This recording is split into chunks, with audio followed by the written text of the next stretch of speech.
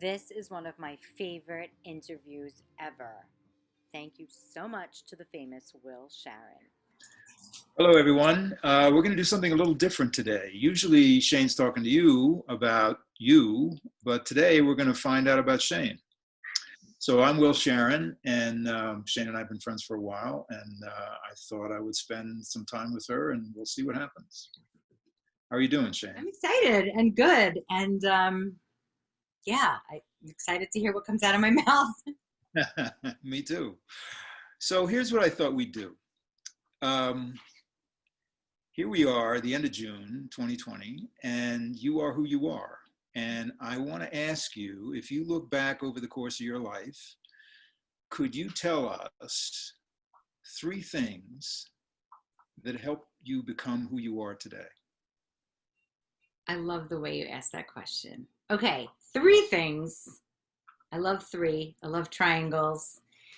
Um, I would say the children that I've met that were autistic are autistic. My improvisational acting experience and the Open Door Acting Company specifically, who was based on saying no. And I already don't remember the question, but the third person or experience or person would be my grandmother. Okay. So let's go back and take them one at a time. Of the three, where do you want to start? Well, just so I don't have to really choose, or I'll rely on my first choice, which is the way I said it. So Okay, that's fine. yeah, I would say like the children with autism. What about them? Yeah.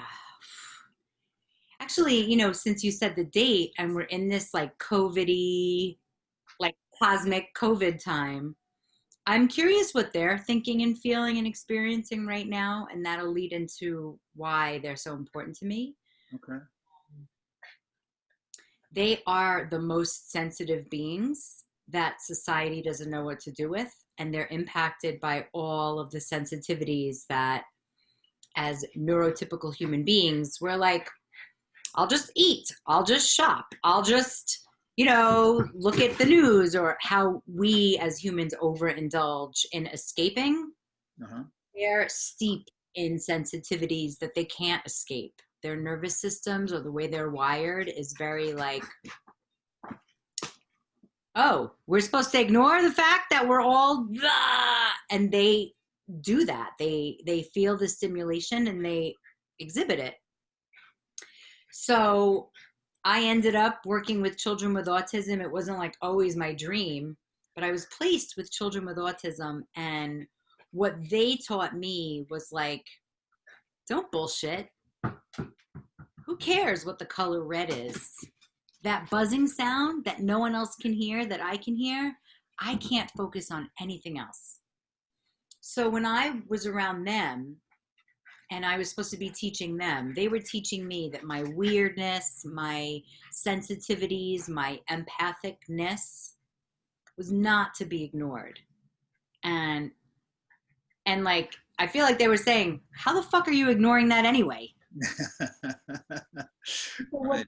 they did when I came in with my agenda and my skill set, they just ignored me until this one story. This family came from Egypt just for services. Their child was autistic. They had a lot of money, and they were told that in New York, it's the best services. They end up in Bay Ridge, Brooklyn, and I'm their therapist. Wow. And they had hotels in all of Egypt, like wealthy people. But the mother was super depressed, not getting dressed. She's like, "This is where I live. There's no gardens. There's just like, what is this?" And I got chills. I understood her. I was like, wow. And I met their little boy, and he was jumping on the couch, staring at the ceiling fan. And I was like, fuck, what am I supposed to do? You know, Mm. like, who am I? What am I doing here? And I really didn't know.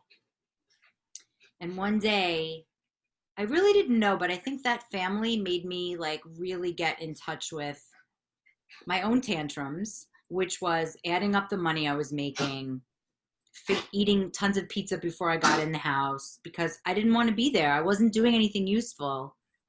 Mhm. And I decided, like, well, I don't know how, but it came into my view, yoga for the special child. Wow. Like, that sounds quirky and cool. I'll do that. Maybe this job could be useful. Maybe I could really help or do something. I believed in yoga, so I did it. In the meantime, I was still working with this kid, showing up, being like, what color is this? What is this? Point to red, point to yellow. And because I was eating all that pizza and I have these food sensitivities, I was like falling asleep, falling asleep. And I was like, this sucks. It's the middle of winter. I don't know what I'm doing. This kid is sitting there. It was a mess.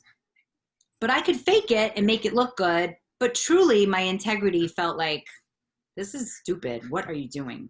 Right. So I brought lavender because I had it in my bag. I had to make my day bearable. I was going from home to home doing this bullshit, not doing anything. Training in something called ABA, where there was a lot of money, a lot of research.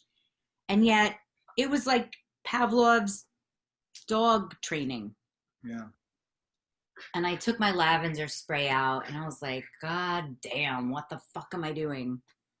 And I get to the house the next day, and this nonverbal child, nonverbal, zero, said nothing, but was sweet as pie and would like suck his lip and just look at me.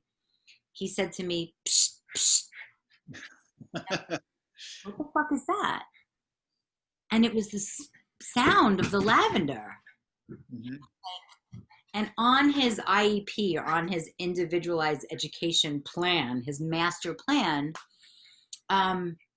one thing that we were working on is manding, which is asking for something.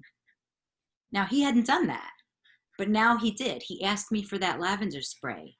Mhm. And I was like, ah, you cool kid. So from that moment on, and what I was learning in the yoga for the special child was they weren't autistic children. They were children who happened to have autism. Right. And I'm sure it'll come out later. I was a stripper. I don't want people to be like, oh, stripper, Shane. It's like Shane who happened to be like, don't label me. Don't Right. label him. And we continued in this journey. I continued with random curiosity. I wasn't taking any classes yet. I wasn't conscious about my like metaphysical teachings. I mean, some things I knew as a child, but I wasn't like a seeker of it. Right. It was lavender spray, and then I brought this yoga mat that had rainbow colors in the middle.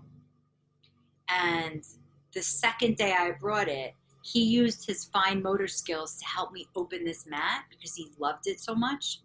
Now, he loved it for many reasons. I don't know. He loved it maybe because I loved it and I was excited about something new. Maybe he loved it because of the lines. Maybe he was attracted. I don't know what it was. But another thing on his IEP was to use his fine motor skills, like to eventually write. Now he's opening the yoga mat. Now we're using large motor skills to open the yoga mat, stand up, be a fish or a star or whatever. And I was using something right away that I had learned that weekend. So instant gratification, like all the things that make humans excited. I bought a new yoga mat. I had the lavender spray. And meanwhile, this bag of toys that was going to teach him colors and numbers and counting, he didn't want any of that. He Right. wanted what was in my bag. And he wanted what was going to bring me present. That's how I took it. So let me ask you, in the course of telling the story, and it reminds me that we always learn from the people we're hired to teach. You said that working with those kids allowed you to honor a part of yourself. Yes. And can you talk a little bit more about that? Yeah. I want to remember the question and answer it and breathe. So, reminding me of myself, it's not like it was a conscious memory. And I love that I'm talking to you about this. It wasn't like, oh man, I was a sensitive child. I wish I would have had someone come over with lavender spray and someone who wanted to massage my feet. Like, but there was in it, there was something, and remind me of the question if I seem off. Okay. Something in my soul that was like, this is fun. And I related to it. I didn't really know why. I still don't know really why I ended up in this field, in this kid's house. And the piece about the mother being depressed, I'm realizing is really pivotal, because most mothers that I went into their home were really controlling and wouldn't allow me to do my work. They wouldn't allow me to do something out of the box. Not because they didn't like me, but because they were so friggin' upset and worried and freaked out about their child. But this mother being like completely at a loss in a strange land. She wasn't like in a country in New York. She was like in Bay Ridge in an apartment that was pretty depressing. I mean, it was big, but it wasn't decorated. She's like I remember that moment, and she looked around like, what the fuck is this? I had total freedom to do whatever I wanted with this kid. And when he lit up, I got energy. I was like, this is amazing. One of the things you had said, which, because I want to bring you back to this part of it, is that by seeing their sensitivity, you were able to accept your own. And I'm wondering, when that happened, what that was like for you.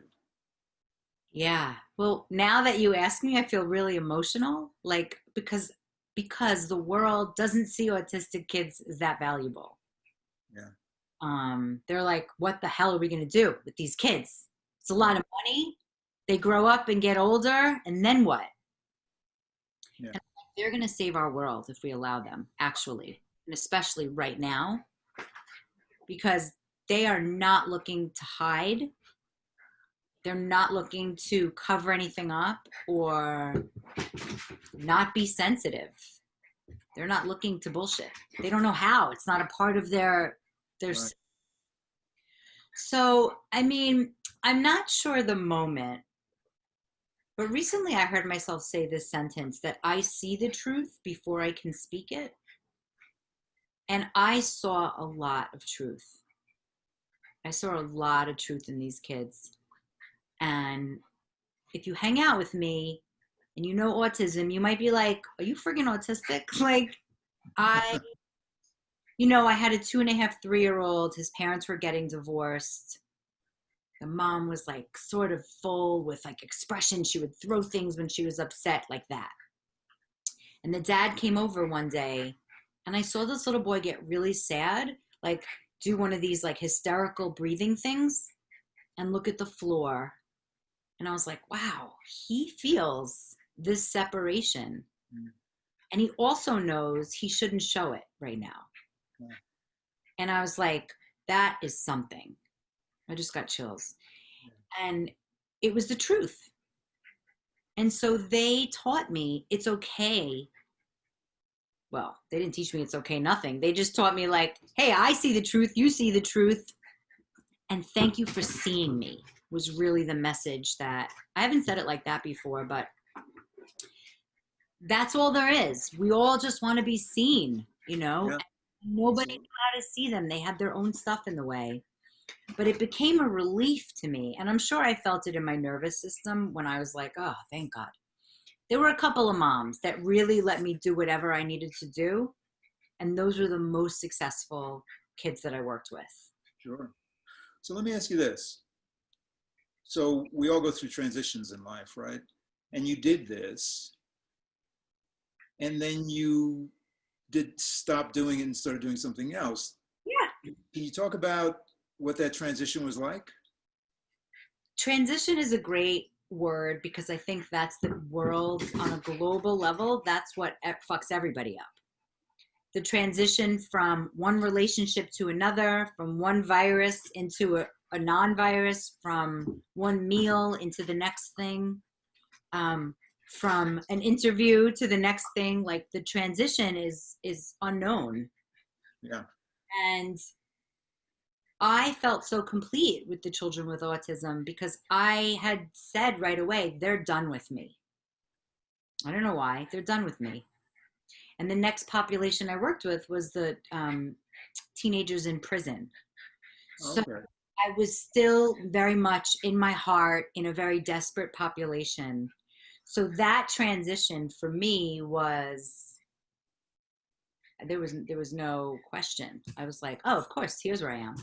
Okay. Got it. And and then did the acting class come after this work, or was it at the same time? So glad you brought that up. So the acting class came around the same time with this kid from Egypt. Ah, Um, and I remember that because it was in Bay Ridge, Brooklyn, and the acting class was in the Upper West Side, 76 in Riverside. Giant pain in the ass to get to. Middle of winter, and after eating pizza all day and sushi every day, and both of those things made me extremely tired, I would literally be driving to this acting class and like falling asleep. But when I left, I was full of energy, I was full of hope, I was full of excitement, ideas, positivity, inspiration. so how did you get there? How did you get into this class? My friend Rita Gendelman, who was an OT, an occupational therapist, and worked with children with autism, was like, just come to this thing. And I was Ah, like, okay, I like you. You're cool. I'll go to this thing. And I did my first class, and I always loved attention. It was great. I love Lucy. I thought she was watching me on some little camera.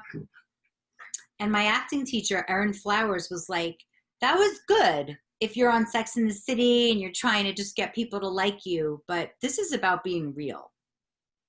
And I was like, are you saying you don't like what I did? Brooklyn, super stuck in my head. I didn't ever allow feelings to feel. I didn't. I was disconnected. And that class had me stop any other recreation. No eating out, no dating. I had this huge tribe of people I would go up to Fire Island with. No more. Nothing. I stopped all recreational anything. And I just went to this class for 2 years, every Wednesday, 7 to 10. And I invited people, and if they didn't want to come, they were basically not in my world anymore. And what I learned scientifically was the mirroring that I was doing in my acting class was very similar to the mirroring that was happening with my connection with children with autism yeah. and transmitters and this other program which I have to throw in called the Sunrise program, which SONRISE, which was the most progressive crazy shit in the world, which said when your kid is doing some kind of stimming, do it with them, copy them. So if they're like, nah, you do that too, which I did. And one parent got me fired because she was like, this is not what I want. I'm like, okay, your kid was doing great. But anyway, not your jam. It's fine. I discovered so much, and it makes sense. If someone's speaking Japanese, speak Japanese. Don't go to Japan and speak English to people that don't understand. Like, that's so stupid. Mhm. So it really made common sense for me to join this child. And I'm going to tell this one quick story. This little boy, Gabe, he would be in the mirror doing this, like the doorknob mirror, like going in and out, gold shiny doorknob. This is kind of like an autistic trait. And I was like, well, I'm doing that too. And I did this. And in the doorknob, it's like a funhouse mirror. You get bigger and you get smaller. And I was like, let's get a mirror for him. They got a mirror, and this kid got in the mirror. He stopped with the door. Yeah. Their behavior is a communication. So my sensitivity, along with the acting class, and acting is behavior, right? You're an actor. Yeah.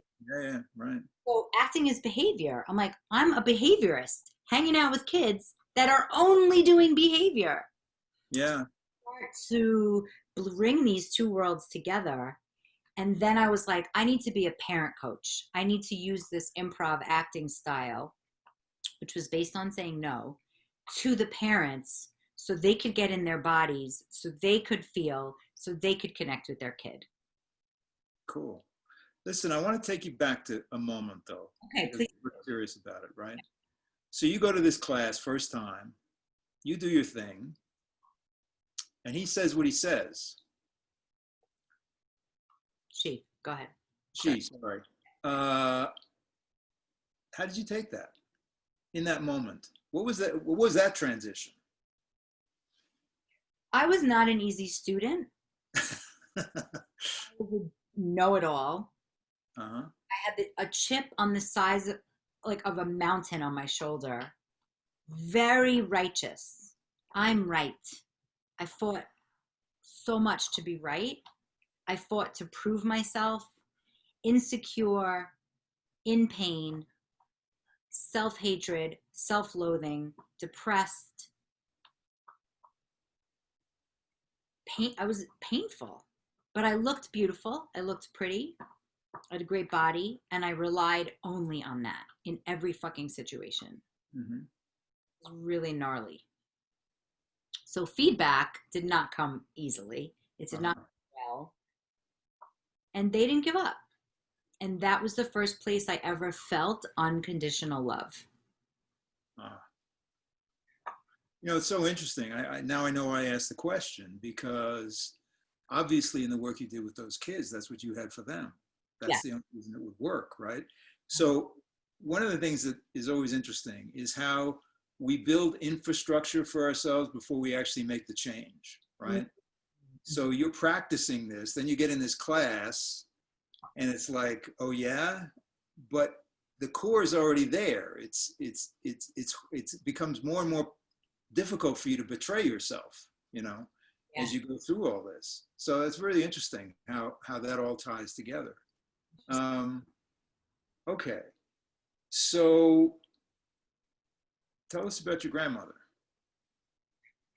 It's so interesting. I was reading your book the other day, and of course, it's like been sitting with me. And I had a dream about my grandmother, and I kind of was like, I don't want to dream. And then I, for some reason, was like, oh, it's early. I'll read the book. And I was like this the whole time. Like, I don't want to write it down. I don't want to look at this dream.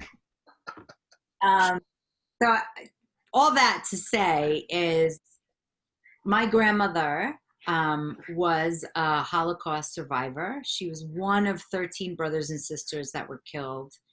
And she escaped to this country with one of her sister's daughters. That's it. So she's a motherfucker. She is like, I'm fucking surviving. And I'm the firstborn in this country of immigrants. My parents were born right after World War II in a displaced persons camp. So I'm a fucking investment, you know, and I'm a miracle, like straight up.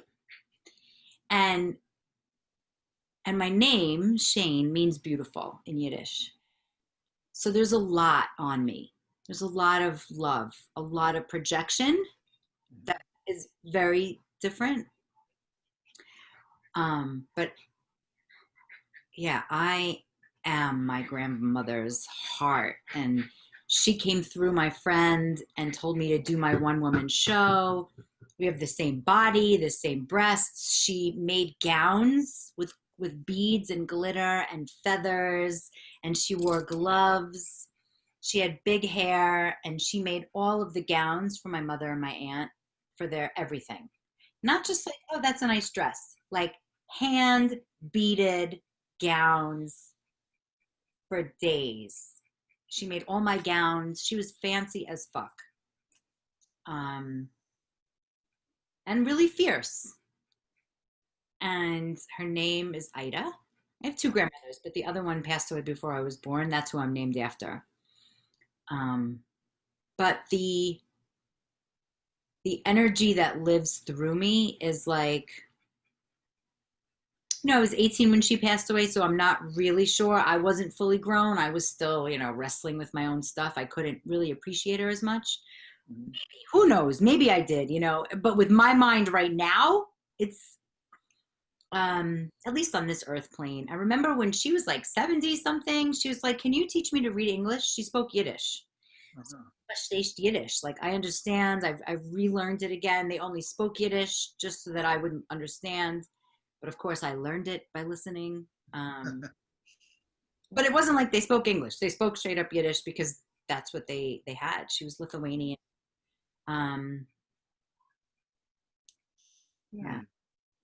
So, you said the word fierceness, and it's an interesting word. I think for both men and women. I mean, it's a real problem for men because men confuse it with anger, Mm, and they think they're not supposed to be angry, so they give up their fierceness.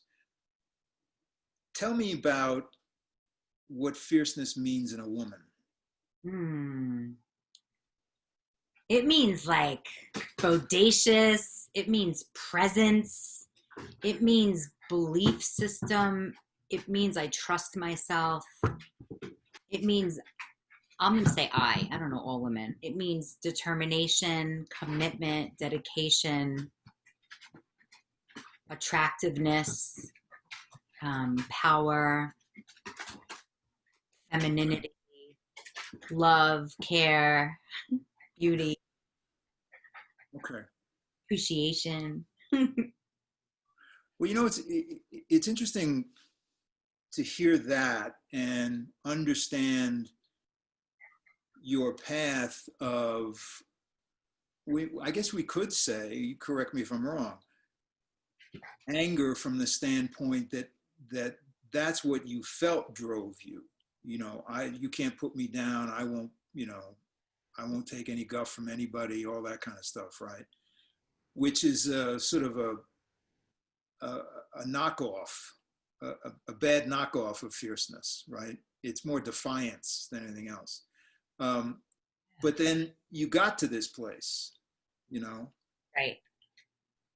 So I mean, your grandmother clearly gave you the guidepost, but can you sort of, was it in the class somewhere where you kind of got, wait a minute, I have my own power without being a tough broad, or whatever it was, the identity? Do you know when that transition happened? There were so many scenes. Well, the only reason, I'll say this, the only reason my ego allowed me to feel feelings that had been just pushed down because it was a character, it wasn't really me. I got it. Okay. When there was a character that was too close to my own story, I'm like, no. But if it was play a black woman who's beaten and pregnant, sure. I'll get to sadness, I'll get to anger, I'll get to all these places because it's not my life. But play a white Jewish girl who's a little bit different than me, no. No. So the scenes that very wise teachers I had who were rooted in Guru Mai's work and Siddha Yoga and heart and truth were really, I don't even know how to describe how skilled they were in working with all my triggers, all my resistance, and all my stuff that was like this but not this. Okay, I'll do that but not that. Like da, da, da, da, da. And their whole premise, and actually the work that they do was started by a man named Jerry Brody, who trained with the guy Dudley Moore, like famous people, Mm-hmm. and was in AA for a long time, created this work because he chose to focus on what works. And that's the whole premise of the acting class. Focus on what works. And so all the feedback I would receive was about what worked. Ah. That changed my life. Like from the first class, she was like, oh, it's like Sex in the City. Like I could watch you on a TV show, but we're going deep. I didn't know what she meant. But what I heard was like, you're good, but like we have work to do or something like that. Uh-huh. But when we got feedback at the end and we and we like connected to each other, my soul had never experienced that. Mm-hmm. Women were beating each other up growing up. There was all kinds of competitiveness in Canarsie, Brooklyn. It wasn't like we were friends. Even friends could turn on you. So to end in a circle where we're holding hands, I'm like, what the fuck is this? Yeah. And to focus on what works, for me to receive what works about me, what works about you, what works about me for 2 years, cracked my ego, cracked my heart open. I was like, I have to believe you. And there were about 8 to 10 people that also went every week, every week. So now we know each other. Hmm. I could be like, I'm really actually so foundationally fucked up. But people are like, no, we see you. We know you. There's no way you can convince us that you're so shitty. And there was a time that I got so triggered, I ran into the bathroom. Like, this wasn't like an easy, let's play acting. This was like deep, deep work, but it was acting, it was playing. So it was being real in imaginary circumstances, fueled by my real feelings and energy. And the body doesn't know the difference. The body experienced a release. My body experienced tears. My thinking brain was like, that was fun. See you next week, you know? And my week was different. My work was different. I wasn't smoking weed anymore. I wasn't drinking. I wasn't going out spending money because I was being nourished. I was being fed. When I had joy, I didn't go to the bar. I went to class. And that joy then expanded. And then I was resourced. And then I was like, I'm a parent coach. Here's my business card. Then I got clients. I wasn't trapped in working for an agency, working with a kid in a fucked up way. Right. So let me ask you this. So we keep talking about transitions, which is really what I wanted this to be about. So 2 years, and then what happened?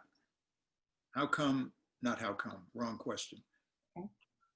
The transition from that class happened how? Well, it wasn't from the class. I just started to integrate going to dinner again and like being social. I just started to like come out. Uh-huh. And around that time, I had started working with the kids in prison. I was hired to teach them yoga. And I was like, they need acting class. And I got myself hired to teach acting class, which I had never taught, only taken. Right. And then I was like, okay, now what? And I went to my teacher, Erin Flowers, and I was like, will you come with me? She gave me an outline, but I was like, I don't know what to do. And these kids are angry, and I'm like this white chick, whatever. And she came. This is It's interesting. So many things are coming in. It's like to pick which one. She came and taught the class masterfully, masterfully. And I remember this one tough girl. She was big. She had these bangs. And Erin said to her, okay, this is your brother. And she's like, oh, I have a little brother. And she moved her bangs out of the way. And it was like profound. You know, you could see her eyes. You could see how she like honored her brother. And I watched her experience what it would be like to be with her brother. Now she's in prison. She doesn't have, it's a treatment facility, but there's no family, you know. Right. Um, and from then on, I eventually started to teach the class as an extracurricular for the kids. And then I saw something that said teacher needed. They didn't know who I was. I was like the chick that came in on the weekends. And I was like, I know you're looking for a teacher. I would like to teach every day. They're like, do you even have a degree? I'm like, I have a master's in special ed. They're like, who the hell are you? And why do you want to make some bullshit an hour? I'm like, I don't know. I have to do this. I was so determined. I like lost sleep. I'm like, I hope they hire me. I was like bugging out. And they didn't give me a curriculum. They were like, you know, whatever. And I taught them mindfulness, breathing, improv acting. And they shined my heart like I loved the fuck out of them. I just loved them. The most toughest kid, I loved him. And they loved to play hot seat. So the transition, I know you asked about that. I'm going to try to weave it back in. I don't know if I'm answering. The most toughest kid was like, yo, miss, could I be in the hot seat?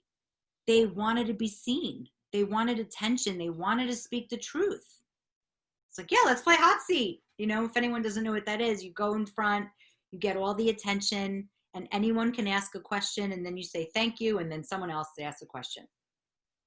And I was having these kids do scenes, and they were emotionally opening up. They were saying crazy beautiful things. One kid was like, my life is like a rainbow without the colors. Like, Ooh. Well, what? And I brought in this company called ReelWorks, REEL, and they made films with court involved youth. uh-huh. And these kids, some of them were like, I want to do it. Some kids, one kid, two kids I want to talk about. One kid sat with that iPad and did such painstaking editing. I was like, that's interesting. Like, imagine he has a life where he gets to do that. Yeah. Imagine a film company who believes in, helping the humanity and the global environment hires him as an intern. Well, I'll tell you about that in a second. The other kid, they were there for 8 hours a day for 4 days. He was there for 8 hours every day. 13 years old, super attractive. He was like putting mustaches with marker on. He was playing two characters. He was writing the script, acting the script, editing. He loved it. He loved it. And I created this program, and there's nothing really happening with it, so I want to speak to it. It's called the Mindful Action Project, and it's Uh, connecting entrepreneurs with court-involved youth. And the court-involved youth works with them as an intern for a certain amount of time with something they think they like this editing kid, yeah. and they hire them. Cool. Oh, right? Everybody feels good. Win, win, win. I just Yeah. have to know what to do with it, but that's my idea. All right, we can talk. We can talk about that. So, okay. So now that we got sort of the picture of how you got here, Yes. um, my understanding is you work primarily with women at this point, right? Women and men. Or women and men. Okay. So, what do you think's going on? That's a general question, I know. I mean, we know Oh, about the virus, we know about the economy, but who cares about that? I have an idea. okay, good. We, as a we, have been, let me say it the best way that I know right now. Everyone's trapped in their teenager self. I don't want to say everyone, most people, the majority, where there's a lot of reactivity. There's a lot of that's not fair. There's a lot of justice. And our problem solving mentality or psyche hasn't grown up to the next phase. I feel like COVID was like inner child stuff. Like, oh my God, I'm scared, nourish me, help me, victim, but like, baby, I need help. Right. And then our race discussions and the police brutality and all of this stuff is very teenager. It's very like lunchroom fight. Like, oh, I grew up in Brooklyn. And so when there's a fight in the lunchroom, it. People are running. There's everybody's jumping on the tables. A lot of energy, a lot of hormones. That's what's happening right now.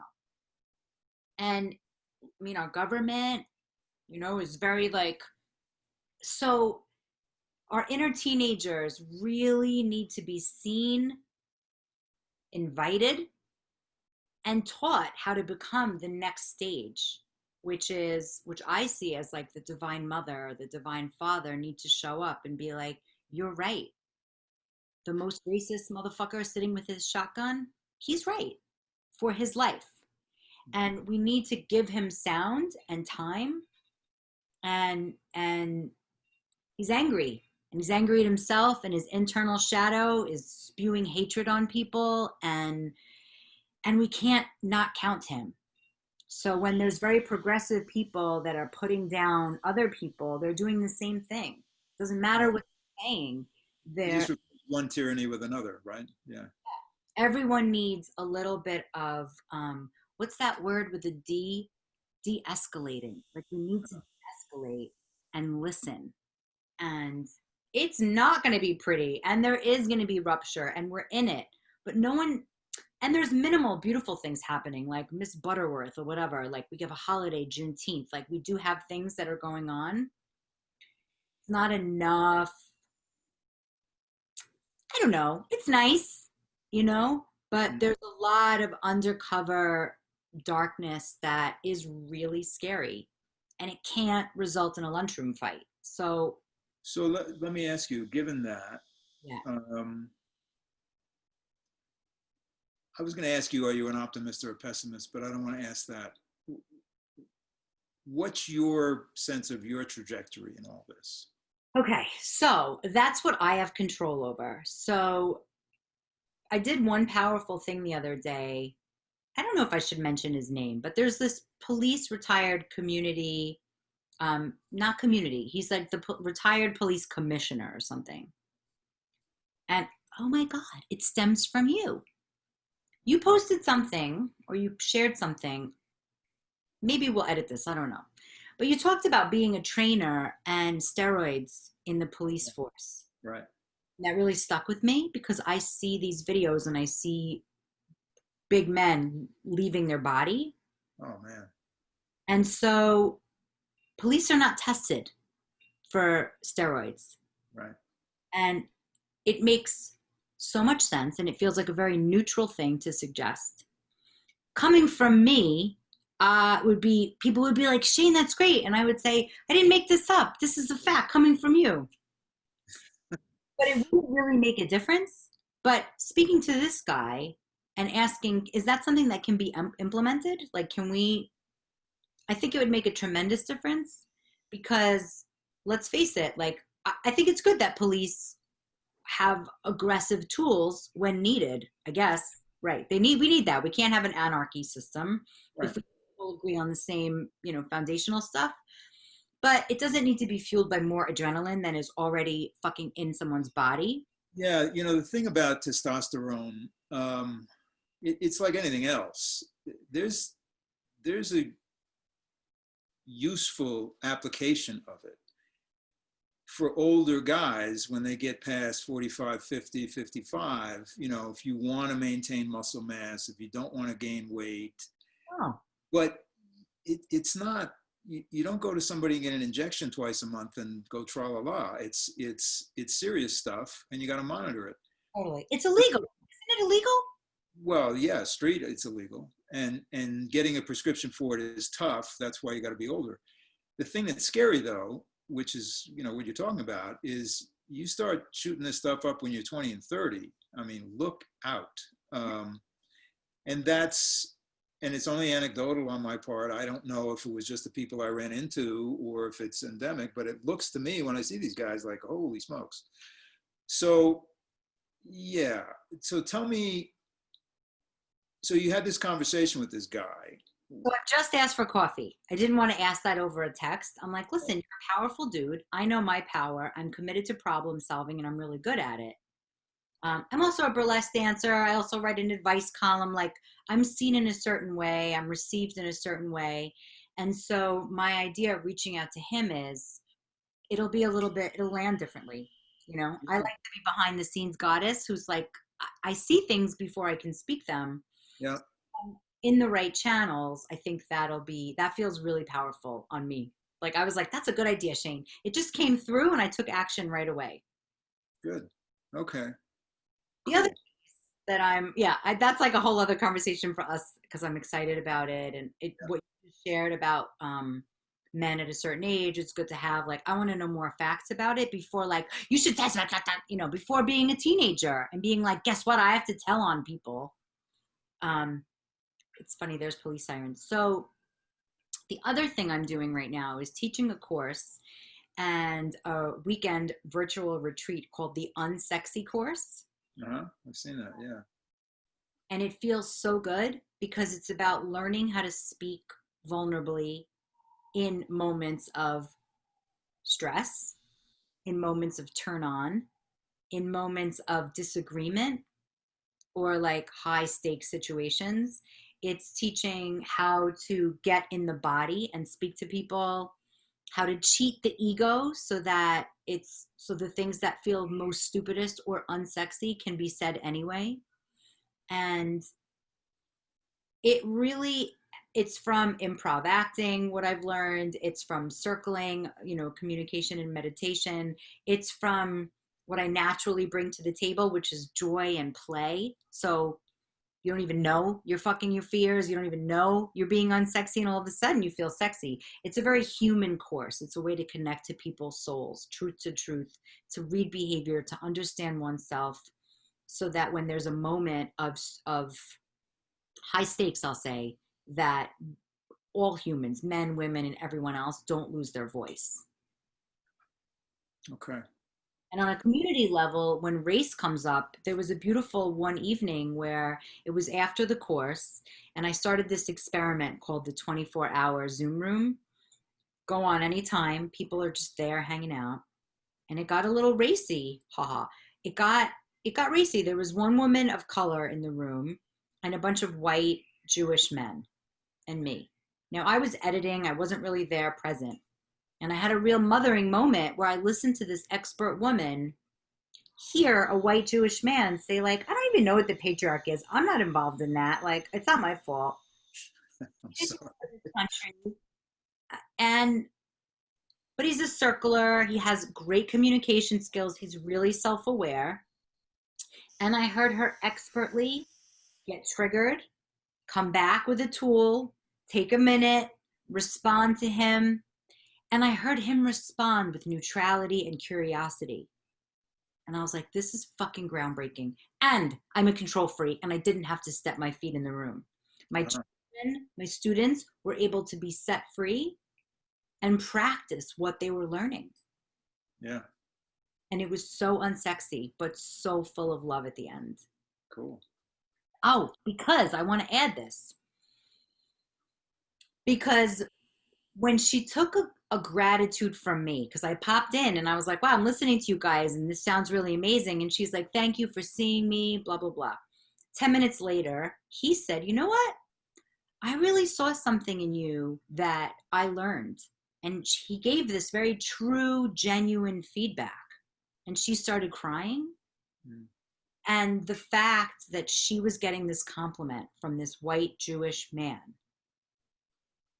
who saw her in her power was fucking brilliant. Well, I think that's a wrap. I think we got the picture of you Mm. and what you do and why you do it and how you got there. So thank you. Yeah, you're a genius. Okay, everybody, take care of yourselves.